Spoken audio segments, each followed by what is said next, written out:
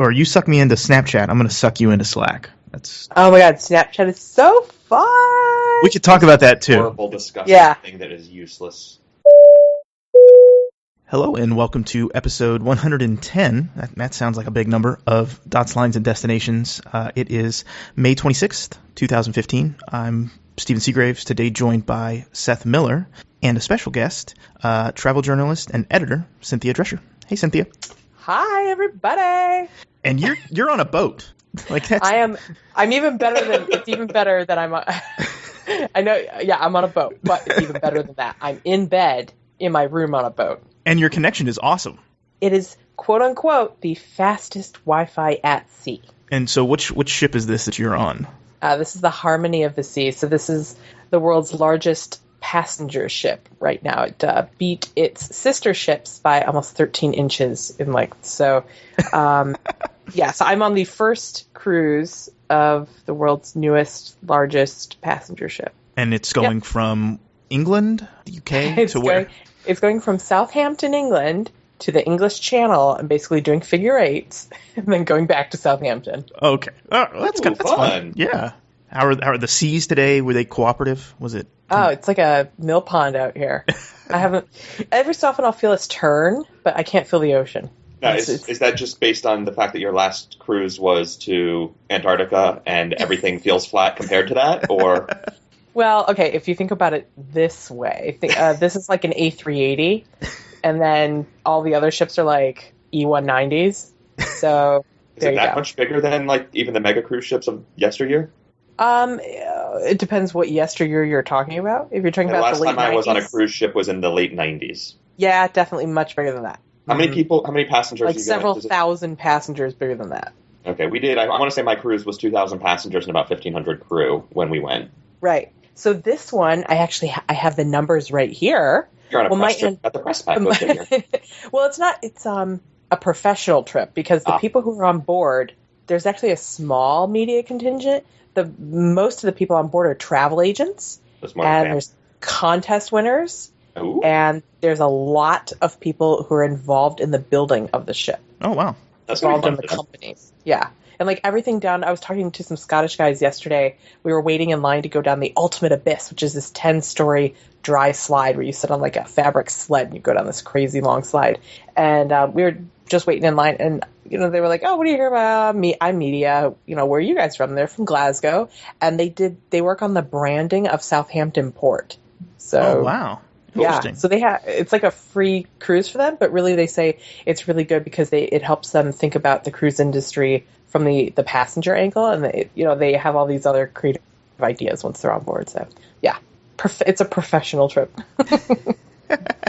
Well, but yeah, wait, hang on, but answer the question now that we.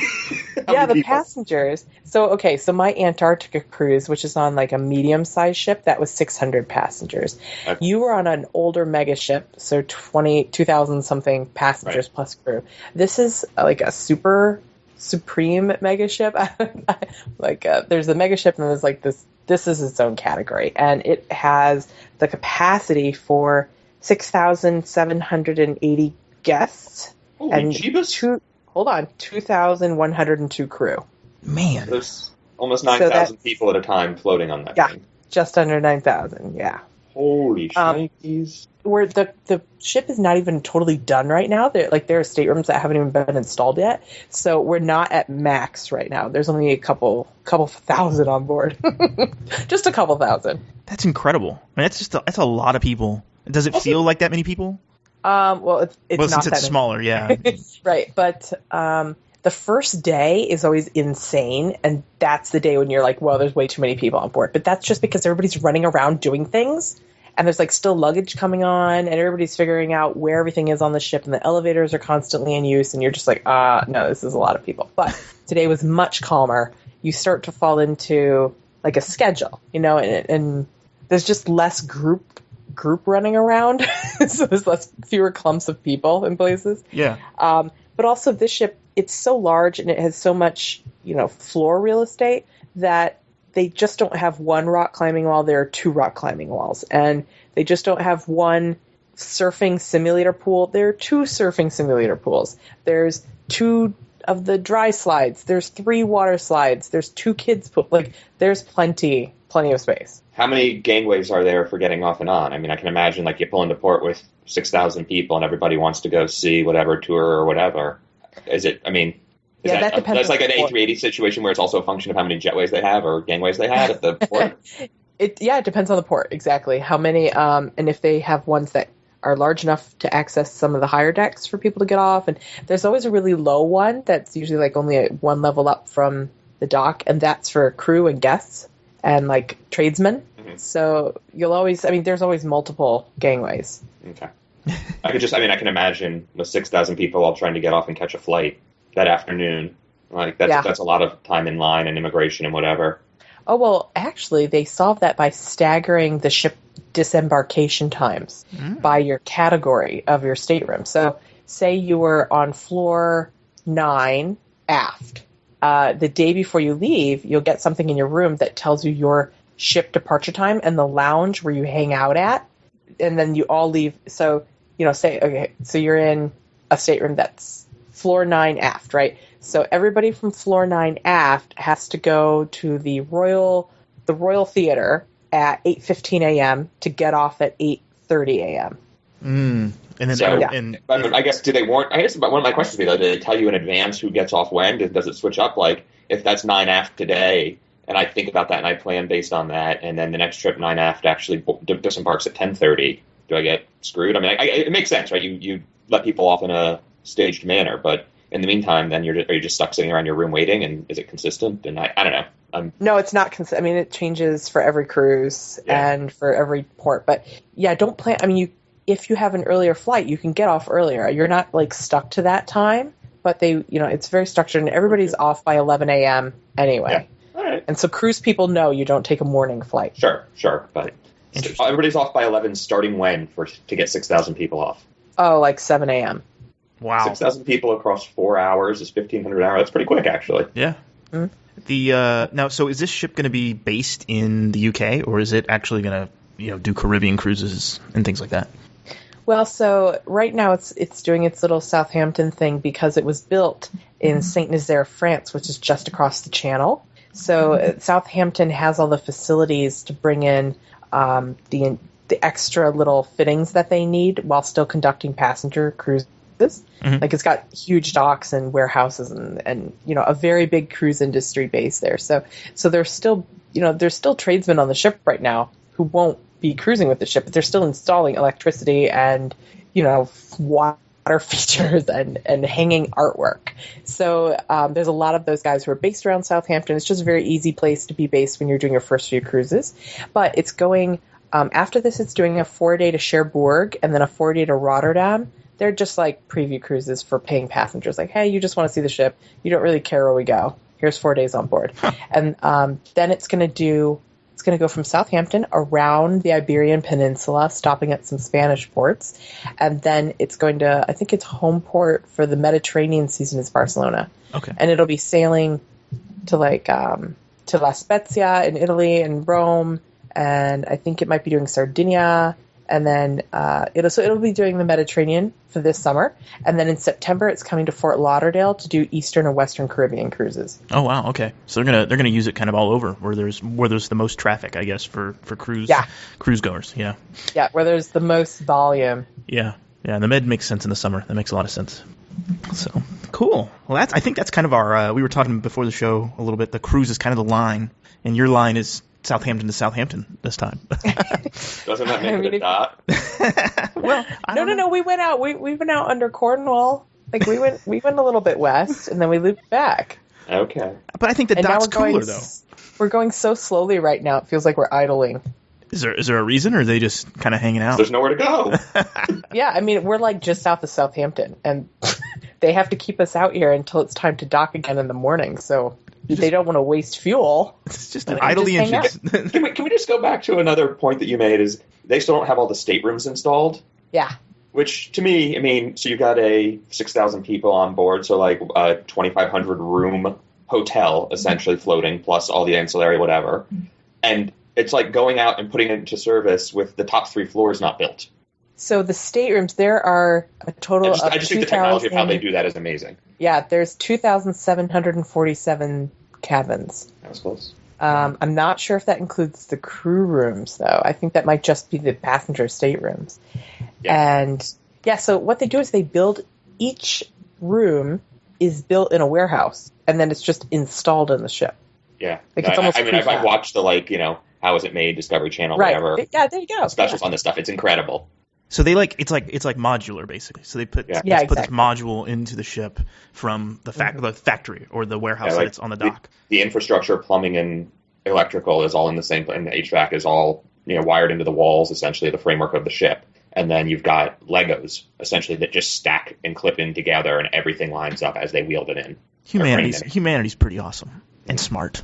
The biggest jobs for the people who are working getting the staterooms done are setting up the balcony furniture, because everything's already in the room. They just have to. The bed's bolted in. Yeah, the bed is already mounted to the. It's not freestanding bed, so that's already in there too. So someone's got to go around and put the patio furniture out and arrange it. Exactly. That's the slowest thing is someone arranging the deck chairs. And the soft goods, of course. You have to put the folded towels in the bathroom, and the hangers in the closets, and the lamps on the desks. Yeah. That's about it. Yeah. That's pretty cool. Awesome. I said your dot is kind of awesome, the dot that we were going to talk about, and it's Lukla. Is that how you say it? Lukla? Lukla. Yeah. But before we jump to Lukla, we have to talk about how you got to Lukla and and what that entailed. Because you kind of took, I would say, the long way. Or would you even consider that the long way, or is that the most direct way? It is the most direct, but also uncomfortable way. So, okay. So, this is moving on from the ship. This is months before I got on the ship. I went to Nepal, and I was in Nepal for 2 weeks. And I only had the first week planned. I did a structured tour with Friendly Planet. And we went to around Kathmandu and around Pokhara, which Pokhara is up in the Annapurna region. And then I had an open second week where I was like, I'll figure out what I'm going to do, whatever. Because the first week I thought, okay, I'll get familiar with Nepal and then decide where my interest lies. Mm-hmm. So the second week I was like, all right, well, Friendly Planet is this great company. I've grown to like them over this first week. And they do individual trip, kind of like concierge style stuff. Yeah. You just tell them what you want and they'll book it and keep it within your budget. So I said, all right, well, under $1,000, I want to trek the Everest Base Camp Trail, but I only have 5 days. So I can't go all the way to Everest Base Camp. And they were like, just let us deal with it. So they found me a Sherpa, well, 2 Sherpas, because their last name is Sherpa and they're Sherpa people. But they found me a Sherpa guide and a Sherpa porter. They booked my flights from Kathmandu to Lukla, and they booked my everything else. They booked my stay out just outside of Kathmandu for my rest day before my flight after the hike. Everything was perfect and done. I didn't have to worry about anything, and it was great. And it was all within your price point. It was $900 for everything. I didn't even have to buy any meals on the whole trek. It was all done. Tea at 6 a.m. in the morning brought to me at my room. Done. Nothing. That's awesome. Nothing had to come out of my pocket for that, except for the initial big charge.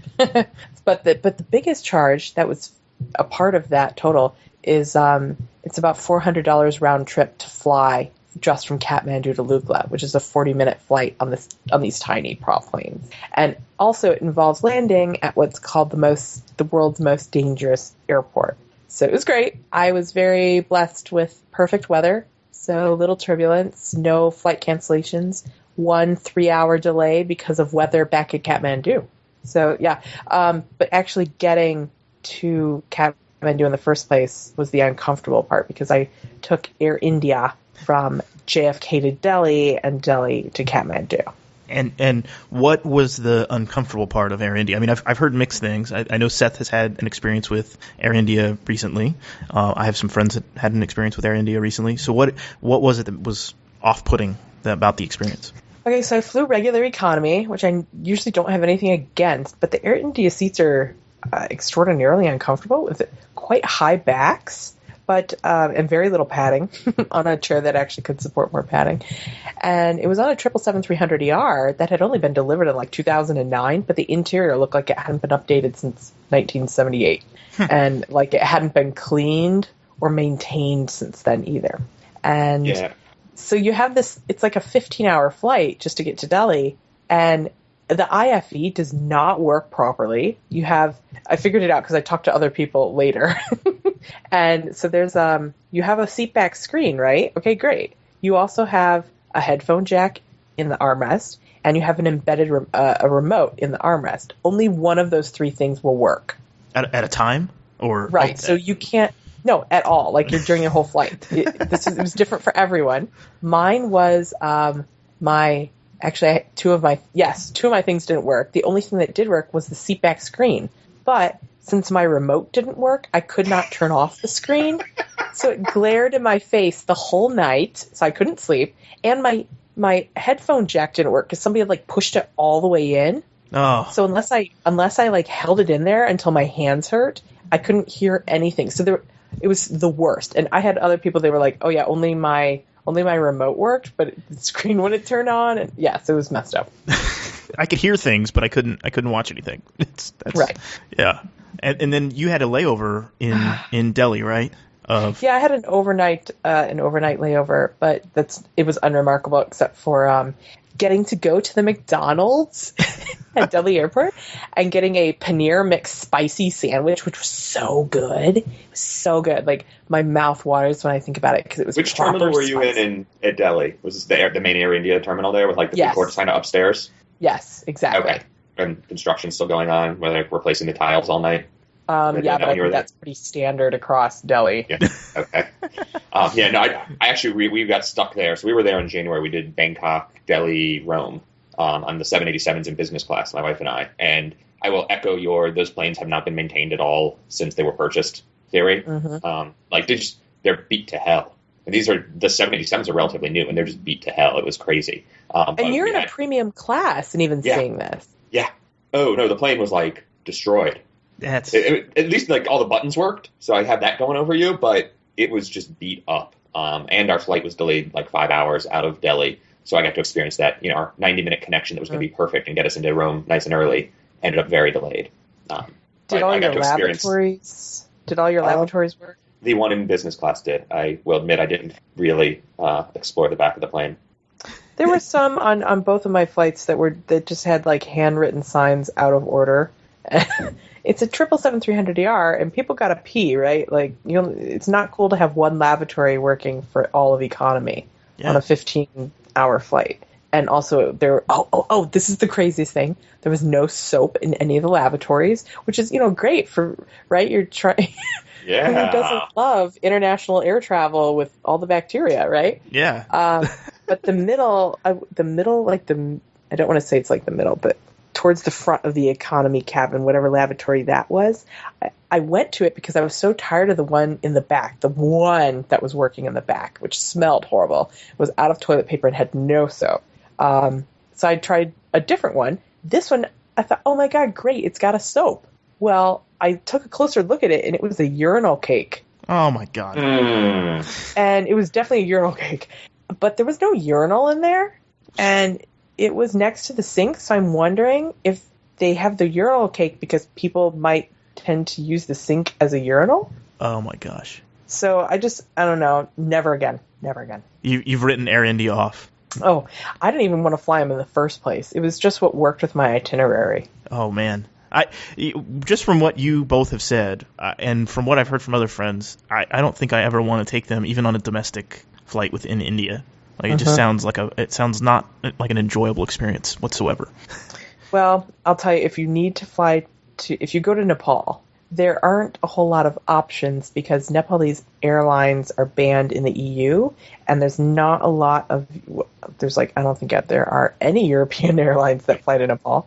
I think it's just a few subsidized operators that might be useful. Yeah, exactly. I was going to say the best operator into Kathmandu is Qatar, 100%.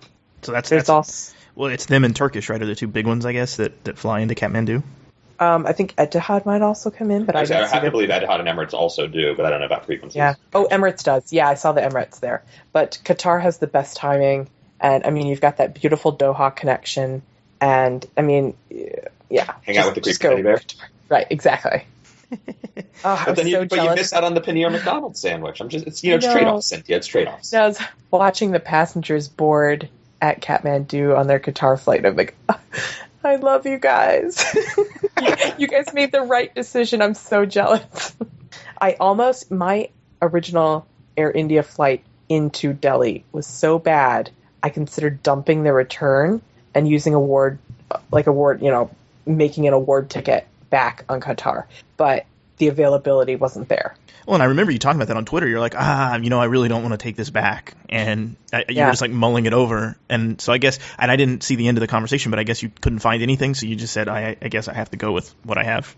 I found one like the first day I was considering it, and I sat on it and it disappeared. The availability went away. So, but it's okay. I'm still alive and I've done a full round trip. So I know, I can say it was horrible both ways. This wasn't a fluke. Sorry, if I can, just one thing I just ahead. remembered chiming in on that, talking about just a plane being beat up and things missing in bathrooms. The ashtrays in the door of the 787 were missing on one of my flights, which is actually a minimum equipment list. You have to have those to fly, and they didn't. They flew anyways. So I think technically that was a violation, but yeah. Do they care? I would seem not. So Lukla, let's talk about this, because your pictures in your Let's get back to video. the good stuff. Yeah, let's get to the good part. Your pictures and videos of the airport, and you did a write-up for Condé Nast with the video in it, was awesome. I mean, it just looks like it looks like a place I could just hang out for 3 days and watch airplanes come and go. Okay, well, here's the problem with Lukla. Okay, it's extraordinarily scenic. It's a super tiny runway up on an angle and on the edge of a mountain, but the travelers who pay so much and plan for so long to arrive there simply get off their plane and you start on your trek right away. You meet your Sherpa, you put on your parka and like any other gear that you have packed away that you need to wear, and you leave. You leave Lukla right away. You don't even stay to watch any other planes land. Then when you finish your trek, you come in the evening and you stay at a lodge right next to the airport, and then you're in the terminal by 6 a.m. the next morning to get on one of the first flights out. So usually people do not get to watch the activity there. But working with Friendly Planet, and I told them, look, I'm really into aviation. I need to get back into Lukla and have a full free day in Lukla. Don't send me right back out on the plane like everyone else. I just want to sit at the end of the runway and watch.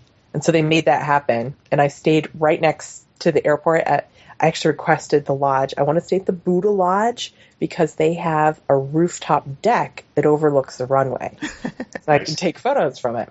And it's right within walking distance of everything that's all of Lukla. But yeah, so I was very fortunate to have the schedule that allowed me that extra day of plane spotting. And there's even a place that I didn't make it to. You can walk to the end of the runway where it ends at the edge of a cliff. And there's a little plane spotting spot there for people who want to get shots of the planes as they come in to touch the runway end. But it was a little trek, and I was already 5 days after trekking. I was done trekking. Yeah, you just wanted to sit and enjoy. Yeah, I had, blisters, and I was done. Well, 5 days of trekking. I mean, so you did the base camp hike, or trek, I should say. And was it enjoyable? Would you recommend it to others? Because I'm not someone who's ever going to climb Everest, but I have a huge interest in going to Nepal and visiting Lukla, but I want to be able to fill my time there. Yeah, so I didn't go all the way to Everest Base Camp because Base Camp is like a 2-week trek. Okay. But I did 5 days of it. So what I did with my guide and my porter was we trekked from Lukla to a town called Phakding, Phakding, and that's like the traditional first overnight. And it's only about 3 hours of trekking, but you're getting acclimatized, so you're going to be winded. You're only walking for 3 hours. You're like, well, we got to stop overnight.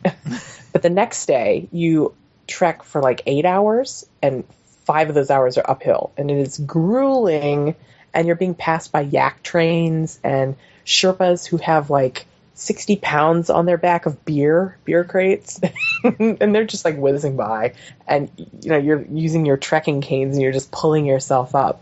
And then you finally reach the town of Namche Bazaar, which is kind of carved into a mountain, and you're finally above the clouds, and you start to really feel like you're accomplishing something. And people usually tend to hang out there for an extra night because that's where you really do a lot of altitude acclimatization.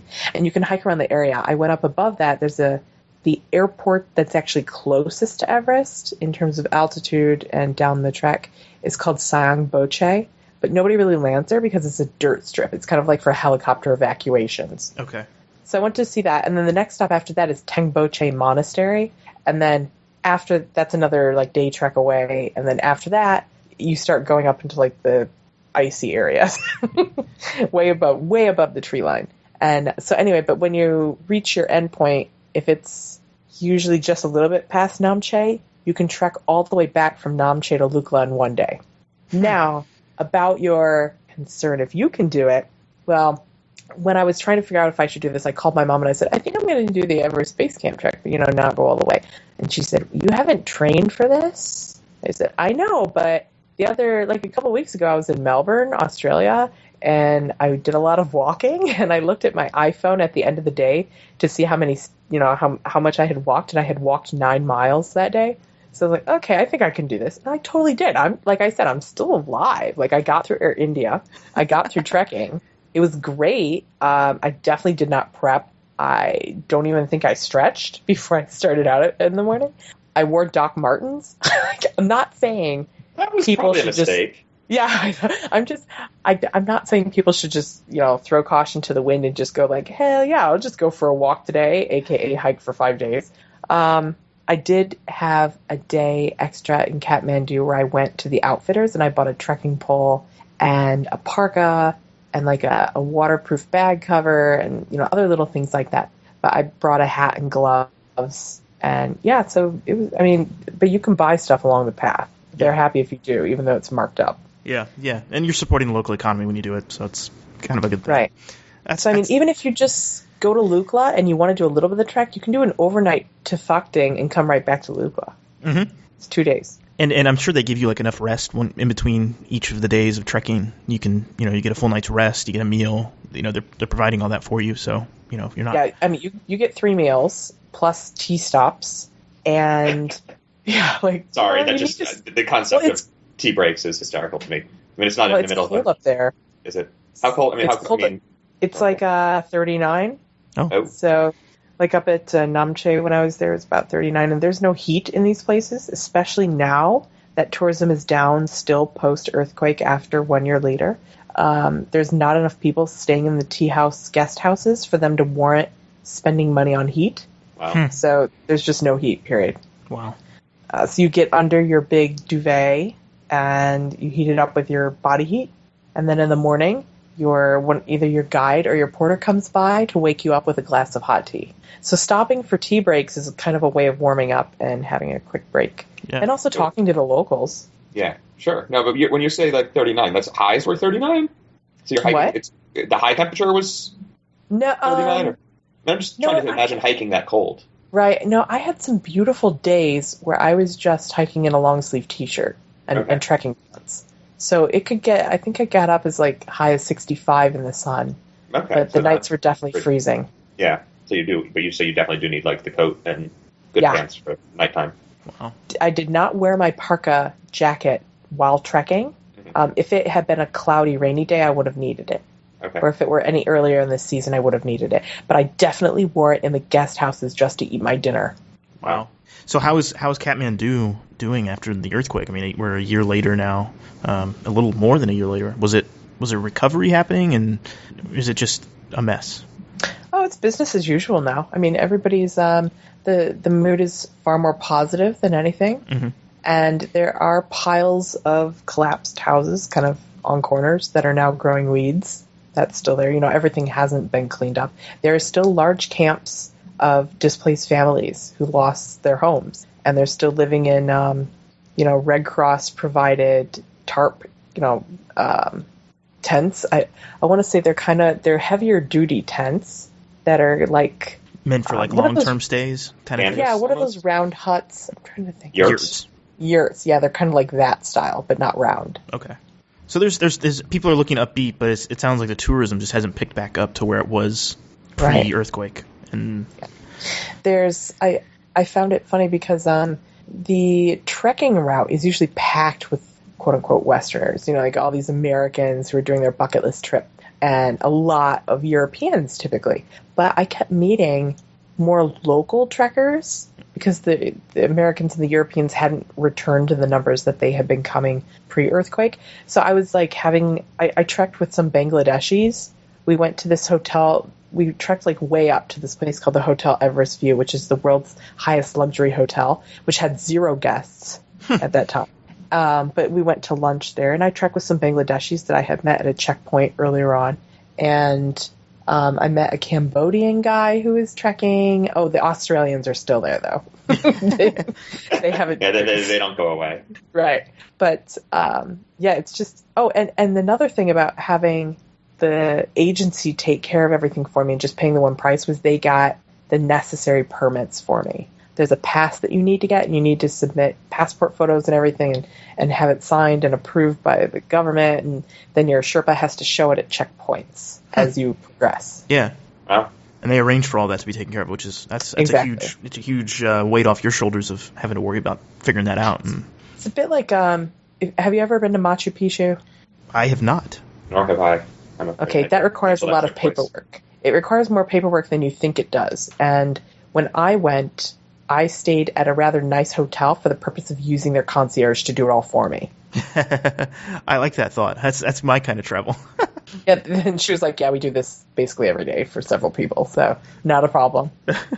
And so was flying in and out of Lukla, were you just giddy? Because I would be kind of just on the edge of my seat, really excited, and maybe a little terrified, but mostly excited.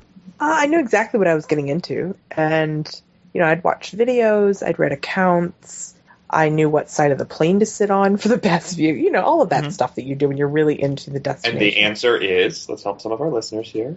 The left side. Thank you. Yeah. Come on. And I had the agency, I told them, since I'm into aviation, I would like you to book me on an airline that's either more unique or, just has the one that you would most recommend also for safety. So there's a bunch of different airlines that fly in. The one that has the most departures is called Tara Air, T-A-R-A. They use kind of an older British Norman Islanders. And yeah, that's nice, but that's kind of the airline that everybody takes. Whereas there's this other one called Goma Air, and they use Let 410s, which are check planes. Oh, yeah. And they're newer and they're better maintenance, according to the company that I booked with. And also, my agency guy who was in Kathmandu is also kind of a fixer. And so in the morning, he picked me up to go to the airport, and he ended up walking me through all the way through security, like until I got on the plane, making sure I was ready to go. And that whole time, we got to the domestic terminal at Kathmandu at like 6 a.m., but everybody else is there too to get on their flights to Lukla. So you have trekkers with tons of bags, and there's huge lines just to get through security, and security hadn't even opened yet. So my fixer, he took me up to the front of the line, and he shook hands with some guy who was working there, and they let me be the first one through security and into the terminal. I didn't have to wait at all. Hands. We're assuming that was shook hands with something in the palm. No. He knows them. Like, they're all like friends. And then so he bribes them after work, not at the office. Well, he told me later on that his I have no problem with that, mind you. That guy's wife is like his cousin or something. It's all family. And I was like, oh my God, you're the greatest. This has been super, super easy. And he's like, it's all about maintaining relationships. Yeah. Of course. Yeah. That's great. He got me. You wonder though, like when you walk by, where you kind of like, all these people are waiting in line, and I'm the person skipping the line. Do you get that little bit? Oh, I did not feel bad. I did not feel bad because it just kind of underscored it like justified my decision to go with an agency in this case instead of doing it all myself. Yep. Which I usually do. Yeah, I mean, we've talked about it on the show before. Like, you're planning your trips yourself, and finding all these things to do, and the flights and everything, and you're doing that yourself. And so this is a little bit of a departure from that, but it sounds like it's kind of awesome. But going to South Asia is often inconvenient and difficult enough as it is. So if you can ease it in any little way, and it doesn't cost you much out of pocket, and it even helps the local economy, go for it. Yeah. So, I didn't have to employ both a guide and a porter. I could have just trekked by myself. But, there were parts of the trail that I got to, and I was like, I don't know which way to go here. because it split. So, but then also I talked to my Sherpa like the whole time, and I got a story out of it that almost paid for the trip. And it was just, there's signs around in Lukla that say, please don't do it yourself, because the hiring of the guides keeps Lukla a functioning village. It supports the economy so much. Mm-hmm. It's the livelihood of that whole region. Yeah, makes sense. Yeah, that definitely makes sense. Just out of curiosity, after the end of the trip, is there tips for the guides as well, or is that rolled into your... Yeah, well, yes and no. Like a portion of my money was included, but I tipped on top of that. Okay. Because they were awesome. So, and I got to know all about their lives, and during the off season for trekking, they live in a village that's a day's trek away from Lukla, and there they grow grains, and then they actually Sherpa it themselves up to Namche Bazaar to sell in the markets, where the higher towns up along the Everest path come down to buy their cornmeal and their millet to bake in the tea houses for trekkers further up. Oh. So that they're constantly involved in this economy. Yeah, that's awesome. It really is. I think the destination, and this is somewhere you went recently, because you've been on the road a lot. I mean, it's been a few months of busyness for you. Is Japan, and we had some other friends, mutual friends of ours, that went to Japan. I'd say a month before you, and did some train travel, and it sounds like you did the same thing. I didn't do the same thing. Close. Yeah. So there was a really good American Airlines fare to Tokyo from Chicago, and it was like $400. So yeah, I'm definitely booking that. And so I just made it. Yes, I just made it 6 days, and I got a 7-day Japan Rail Pass, and I was looking through the Rail Pass options, and there are way more than you think there are. There's a ton. And I really wanted to go to this town. I've been to Osaka, I've been to Kyoto when I visited it, and there's a town called Kanazawa on the Sea of Japan, so on the other side of the from Tokyo. And it's really popular with Japanese domestic tourists, and it's known as like the second Kyoto. It was undamaged in the war. It has temples, it has several old preserved geisha districts. It has a preserved samurai neighborhood. It has a castle. It has one of the highest rated gardens in the world for just natural beauty. It has, its own little culinary specialties, and it's an artisan town. And one thing it's really known for is gold leaf work. So you'll find that everywhere. Gold leaf everything. They'll put gold leaves on your sushi at the fish market if you want it. But I had an ice cream cone where the topping was a sheet of gold leaf. So instead of the I've drinking my share of Goldschlager in the past. I understand. Okay. Instead of the dipped cone at DQ, in chocolate, you got a dipped cone in gold leaf. That's well, they just put a gold leaf right on top of it. They take the gold leaf out of a gold leaf sheath, and just put it on top. They don't even dip it. And yeah, so that is a bit of a weird destination, Kanazawa. It's in the Japan Rail West, the JR West region, and Tokyo's in JR East. So if I just got the JR East pass, it wouldn't get me as far as Kanazawa.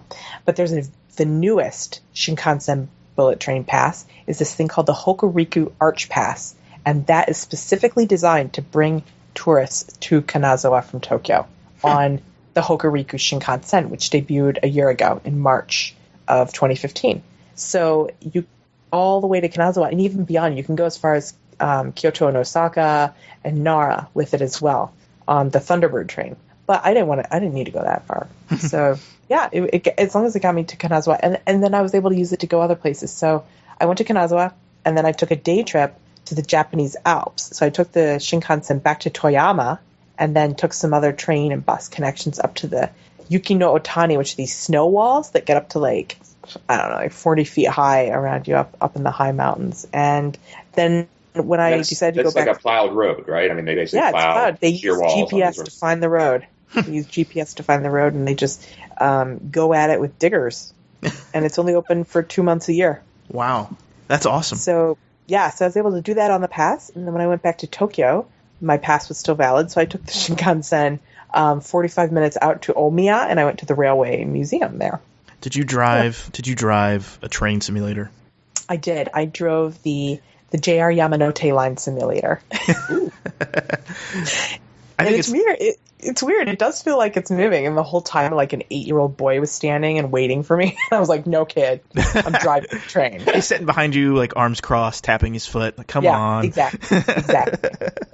That's awesome. I really wanted to visit the snow road. Like, that's been one of the things. And I wanted to go up to the hot springs up near Sapporo as well. But Japan is Seth. Every time I talk about Japan, Seth's like, "You just need to go. Like, just stop talking about it and just go." So and now I have even more people who talk about it, and I'm like, I really need to go. So that's fantastic. And if you need help, I'm happy to go with. But just go.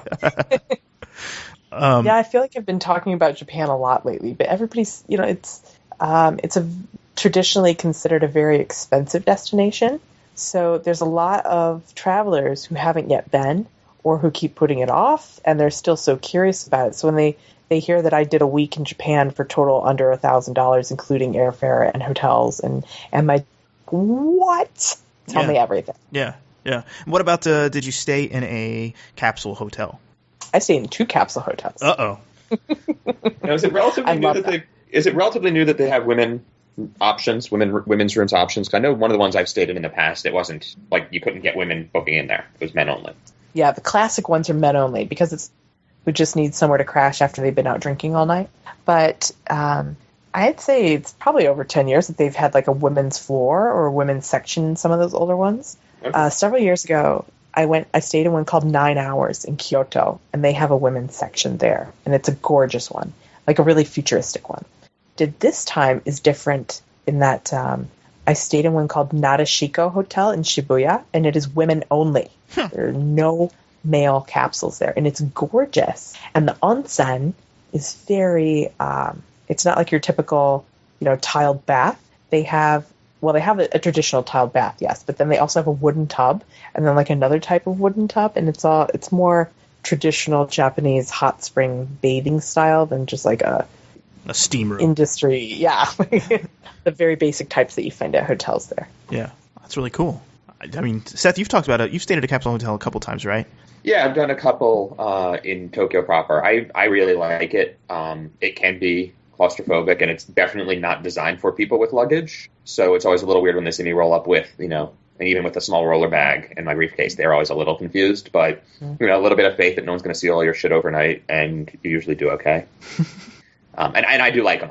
I've stayed in some nice hotels in Tokyo as well, and they are very lovely. I even actually did an Airbnb when we were there last year, and we had traditional mat, the sort of futon on the floor, on the mat beds and things like that.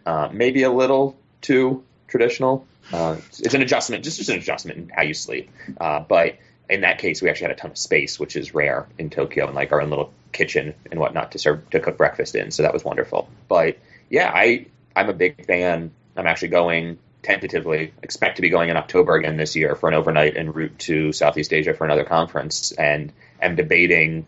I think I land at like 9 o'clock in Narita and then fly out the next day at 4. And I'm debating if I'm just going to stay out at Narita or schlep into town and try to figure all that out. Yeah. And if I do, I will definitely find a capsule hotel. I know, Cynthia, we've also in the past talked about was it first class, the airport themed or airline first themed? Cabin. First cabin. First thank cabin. You. Yeah. So I think I've stayed at like most of their locations now. I love them so much. So it's not, the typical capsule hotel that you think of is just like a tiny bed that's kind of like in a honeycomb. You go into your little cell of the honeycomb. But First Cabin is a capsule room. There's 2 sizes. The business class cabin is a twin bed, whole like full height room with a little console along the side and your own TV and everything. But I like the first class cabin because you get a side table and a little bit extra floor room and a drawer that pulls out from under your bed that locks. And yeah, because it's just your door to your cabin does not lock. It's a sliding screen that magnets closed. Okay. But it's fine because, for me, I'm on an all-female floor, so I don't worry too much. Yeah. Yeah, so I love it. I don't know. It's very quiet. It's extraordinarily clean. Everyone has unfailingly been very into keeping etiquette.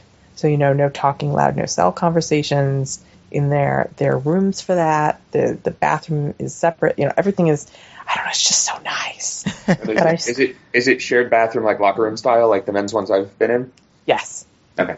Yeah, but obviously segregated by gender. For sure. Well, yeah. Yeah. But again, everyone is so clean and respectful, and nobody stares. Like it's not uncomfortable whatsoever. It's like a real mutual respect type thing of the space and of each other, which is Right. sounds like something I could do. I think that's like my biggest thing with hostels. Is this clean? some hostels are not, and I know Seth. I know some are, but yeah, most traditional hostels are pretty dirty. Yeah, that's awesome. I mean, you make me really want to go to Japan now. So now I might have to be able to stop over it. Well, Seth, it's too bad that you're going through Narita on that trip because First Cabin has a location at Haneda. I know, but it's also was like $400 something round trip. So right. Yeah. Yep. There's one in town, right? There's like 5 in town now. They've been expanding. So I've stayed at their Osaka location, their Kyoto location, and 3 of their Tokyo locations. So the most recent just opened in November, and that's the I'm probably going to pronounce this wrong, but at Tagoyama, which is the Mount Otago one, right by Tokyo Tower. And that's where I just stayed because it was cheapest. It was like $30 a night. Nice. And Tokyo Tower is up just, if I remember correctly, that's like just east of, now I'm blanking on the name, where all the temples are. It's like across the river. Yeah. Well, the closest Yamanote line stop to the Atagayama First Cabin Hotel is Shimbashi, which is just 2 stops south of Tokyo Station. Is it Asakusa is what I'm thinking of? Oh, no, Asakusa's further up. Okay. Yeah, it's not within walking distance of Asakusa. Yeah, I'll find a map. Yeah, I mean, I get that at that point it would be a function of which one is convenient to the train back and forth from the airport. So yeah, but there is one up by Asakusa. There is a First Cabin up there. I like that neighborhood for whatever reason. I don't know. I've always felt comfortable there. It's quieter. It's more traditional. Things are on a much more human scale there, if you know what I mean. Yeah. Not overwhelming. Yeah. You don't have to go to like the 40th story of a building to find what you're looking for. Yeah. I think the last major topic, and then we can talk about some side topics, but I think the last topic is Snapchat. And we talked to Jonathan Koo last time when he was on about Snapchat a little bit, and he's really into Instagram, and you post on Instagram, but you are a huge Snapchatter, and you sucked me into Snapchat. You got me you're like, come on, you can just do it, just take your videos, take your pictures. I'm like asking all these questions, and so why Snapchat, and what do you see, what are the benefits for you, and what do you see as the reason for using it? Okay, so I'm happy that my peer pressure worked on you. So for me, Snapchat has been a natural progression of the way that I share my travels on social media. So way back when, if you can think back to the Ice Ages when we were posting images on Twitter using like YFrog and TwitPic and all that stuff, all of that's gone now, right? Well, I think there's probably some archive somewhere. But I always have been very photo heavy with sharing. And it just, then Twitter finally made it native, so it was just easy to post a photo, and then they started grouping them. But Instagram, of course, but then Snapchat came along, and it allows me to show travel as a journey, like in a chronological order. That's kind of funny. You can make it entertaining, and to be very casual. Whereas, there's always this meme, a photo meme of that people like to do where they show Instagram me, Snapchat me. And the Instagram you is always polished and perfectly posed, and you're up against a really fun-looking wall or something, right? And you look like you're having the time of your life. And then the Snapchat you is the real you. It's the you that is like, you're taking a selfie, you're like, woke up like this, but you really look horrible. and it's like funny like that. It's unfiltered. Is I guess what I'm trying to say. Except there are filters. Have I been doing Instagram and Twitter wrong this whole time? You've been following the wrong people? No, I mean, I don't post like this is me perfectly against a wall pretty. I just post whatever I'm doing. I think Seth needs to change his account to be very much more Socality Barbie like, and yeah. I know exactly what you're talking about. And I don't, so clearly I'm the old man in the room. I don't understand what these newfangled things are. Well, it's just like this perfect image of I'm drinking my latte on a beautiful New York City day, and everything's perfect. And I mostly don't follow those people. I guess my biggest problem with Snapchat is I like knowing that like things I've done I can go back and find later. I just strongly dislike creating something and then having it disappear. I save my best, like the ones that I consider my most storytelling of Snapchats, like the ones that actually say the most about what's going on. Because there's a little button on your Snap where you can save it to your, like a Snapchat roll on your camera. Yeah.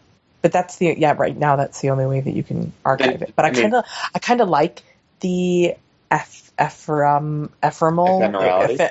Yes, that's the word I'm looking for. Jesus. The ephemerality of it. Because it forces people to engage with your story if they want to see it. Like you want to know what I'm doing, you want to get the inside deets on the world's largest, newest cruise ship, then you've got to look at it right now. Like, don't, you know. And for the sake of our listeners, sorry, you're 3 days late. Right. That's my problem with it. 4 days late, right? I mean, by the time this goes out on Thursday, those stories are going to have been dead for 96 hours. Right, yeah. So I have a problem with that. Sorry. Well, sorry, guys. So, I actually asked you this on Twitter because, my biggest thing is, like, I can only take one photo at a time. And if I'm using Snapchat and I want to take an Instagram, it's like, I don't want to use the photo that Instagram used or that Snapchat created because it's usually lower quality. And so I asked you, how do you manage that? So if you don't mind telling the listeners, because I thought it was useful information. Yeah, absolutely. It's something I wrestled with as well because I'm constantly taking photos, and it's like, when do I use my DSLR versus my iPhone? You have to make the same choice there. So I consider Snapchat to be the filler around the Instagram fodder. So what I'll do is I'll open up my phone to the camera app, the native camera app, take the photos I want with the native camera app, if it's worthwhile of being, photographed by my, for posterity. If it's like me showing you the menu that's a bad example. If it's me showing you a funny candy bar wrapper at a 7-Eleven in Japan, I don't need a photo of that for posterity. That's just Snapchat. Yeah. But if it's a menu at a special event or like a very well-presented dish or something, I'll take a photo of that with my native camera app, then immediately switch over to Snapchat and finish with Snapchat because it takes longer to do. Okay. Yeah, makes a lot of sense. And I just But I like that Seth is the old man about this. And I'm still torn on it. Like I still find myself not like I could easily Snapchat a walk around Portland and people would just their jaws would drop because it would just be like, what is going on in the Pacific Northwest? But I have a hard time just like forcing myself to do it, I think, and knowing that it'll go away. Whereas I can take a picture or a video and put it on Instagram or Flickr for that matter, and people still use Flickr, by the way. What? Until Yahoo kills it. Until Yahoo kills it. And that's how old I am. But I think that's like the one thing I struggle with is like, do I really want to put this on Snapchat? My brothers use Snapchat like crazy, and so they'll send me snaps, and I'm like, what are you posting now? And it's things through their day. So I don't. So if I may, a couple things I don't understand about Snapchat. A, do you snap directly to people or groups, or just add to my story as a general rule? And B, are you more video or photo? And C, does everything get captions and filters in your world? Ooh, these are good questions. See, I know the product. I understand it. Oof. Well, I mean, I know the product. I don't understand it. I guess is really what I'm saying. Yeah, but I have definite, well-researched answers for all of those. Excellent. So for your first question of do you send private snaps to people or do you post to a story, everyone is different. And I found that I've read that the younger you are, the more likely you are just to send private snaps. And that's a case with my brother, who's 2 years younger than I am. He didn't even know about the story functionality. He was just sending funny faces and receiving private snaps from his friends. And he thought you just blanket private messaged everyone until I told him to check my Snap story when I was in Hawaii, like a couple of Hawaii visits ago. He's like, what? How do I do that? No, that's stupid. I don't want to do that.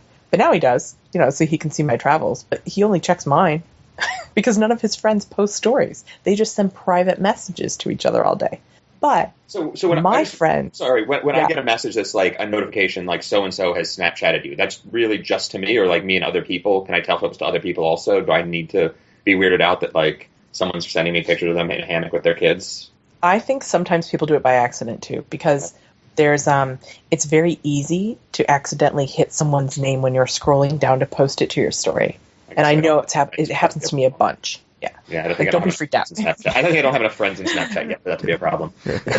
Yeah, Okay. so but that was question one. My friends who are on my level in terms of age and using it to show their travels post to stories. They're very adamant about just using the story function. Okay, so what was your second question, Seth? More photos or videos? Okay, so I started out doing more photos because videos for me take too long to use and to download other people's videos. I get really annoyed if I'm on a slow connection. But for an experience like being on the ship where the environments I'm in are quite all encompassing, and I want to show like the full scale of a room or show how we're moving through the water, it's been more like 50-50 for me on this. But usually I'm mostly photos just so that people have an easier time of flipping through my story quickly. I do it for my audience. And the third? Three was captions, or like does everything get captions and filters and emojis and like fun, or do you just like post stuff?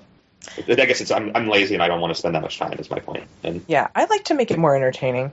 Sometimes if I'm just tired or there's a lot happening, I'll just throw it up there. But yeah, I like making it like a scrapbook, I suppose, a limited edition scrapbook. That gets burned in a bonfire 24 hours later. Right. Yep. Totally. I have to share the story of Seth and I in Porto. So we're out on the balcony taking pictures, and I was like, "Oh, this is a good opportunity for us to try Snapchat." And we're both sitting there like young, like old kids trying to figure out how to filter the thing so that we can put Porto, like the little icon of Porto, on the picture. And I'm like, destination filter. Yeah, and we're like, I don't even know how to do this, Seth. And he's like, I don't either. And so I'm sending my brother messages like, hey, how do you do that? And he's like, oh, dummy, just swipe left. And I'm like, what do you mean? He's like, on the picture, swipe left. I'm like, Seth, swipe left. And as soon as I say that, Seth goes, oh. And I go, oh. It's like it went off. And so when there was, in fact, a little light bulb over my head. Yeah, exactly. And so now when I've seen this, someone posted like a meme about it, about how Snapchat is like a child-proof safety cap for adults. And for taking pictures. And I totally get it. I mean, I get it. It's confusing, but then it makes sense all at the same time. So it's sometimes if I'm having a really good run on Snapchat, like if I feel like my story's ultra engaging, I'll tell my brother to show my parents my Snapchat story on his Snapchat app, because Lord knows they are not going to join Snapchat if I have anything to do with it. But like if I'm in Hawaii and I'm showing a lot of really great scenery, and I don't know, like I'm getting a lot of comments on social media that they're really enjoying my story, I'll tell my brother to show my parents. And so one time I followed up and I was like, oh, did you show them? And he's like, yeah, they sat there in perfect silence and watched it like it was a movie. And now apparently my dad asks, whenever I'm traveling, my dad asks all the time, okay, what's she doing now? Can you show me that snappy appy thing?